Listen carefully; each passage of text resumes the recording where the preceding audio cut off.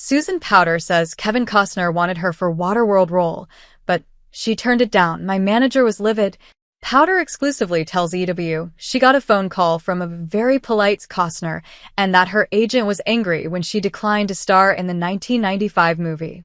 As 90s wellness icon Susan Powter once asked her audience, while standing in front of a wall of bottled liquid in her vintage VHS tape shopping with Susan, "How much water could there possibly be?" Well, the 67-year-old exclusively tells Entertainment Weekly she would have found out if she'd taken up Kevin Costner's offer to join the cast of his infamous 1995 post-apocalyptic aquatic action film Waterworld. In a new life and career-spanning interview, Powter, whose 1993 weight loss infomercial Stop the Insanity became a crossover pop culture phenomenon that led to a reported $300 million fortune, tells EW that mainstream popularity led to a variety of off-kilter offers. Some she indulged, like her own Susan Powter Show talk series and TV guest spots on Will Smith's The Fresh Prince of Bel-Air and designing women's spin-off Women of the House.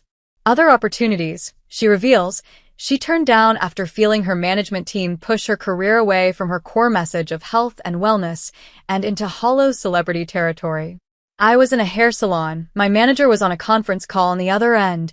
Powter reminisces from inside a small Hawaiian restaurant in Las Vegas, where she now lives in an apartment and works as an Uber Eats driver, after she says the same team she built around her led her down a path she wasn't comfortable with and ultimately lost her fortune while traversing.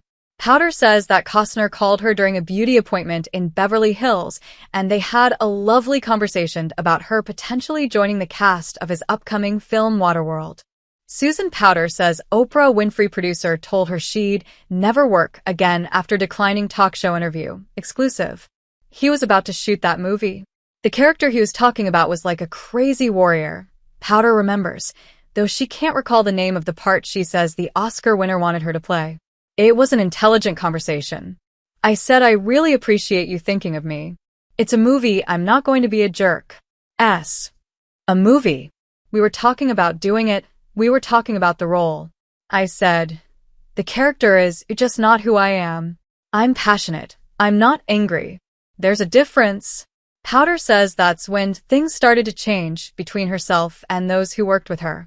"My manager was livid because she wanted the movie. She wanted me to do a movie," she says. "She thought it would have been a great thing for me." She adds that, looking back, she didn't care about the film's reportedly exhaustive shooting schedule and its lack of commercial success. "What I know is I had a nice conversation with a very nice man and he understood," Powter says. "I was not in any way affected by it." Still, she says that she didn't want to represent women that way, based on what she remembers about the character Costner pitched to her. "I'm not angry." The opening line of Stop the Insanity is "I am not angry, I'm passionate." That's a very deliberate line. EW has reached out to a representative for Costner for comment. Though Waterworld ultimately underperformed at the box office upon grossing $264 million globally on a massive $175 million budget, the film still earned an Oscar nomination for Best Sound, and even spawned a popular theme park show based on the film's plot. After opening its initial iteration at Universal Studios Hollywood in 1995, an additional 3 versions of the live show opened at Universal Parks in Japan, China, and Singapore, with all 4 still in operation today. Between other projects Powter has brewing, including a podcast and a nationwide tour in an RV, on top of promoting her new memoir And Then M Died, she also serves as the subject of a feature-length documentary she shot with director Zebariah Newman, which was produced by Academy Award-winning star Jamie Lee Curtis. She found this power. Newman previously told EW of Powter's success story and subsequent mainstream decline, after losing a significant amount of weight as a 260-pound single mother raising 2 sons, and telling her story to millions of American women who helped build her empire in the early 90s. Now in her 60s, living in this life of poverty and surviving it and getting out of it, she has a very similar story to bring to the masses and to women because she's lived it.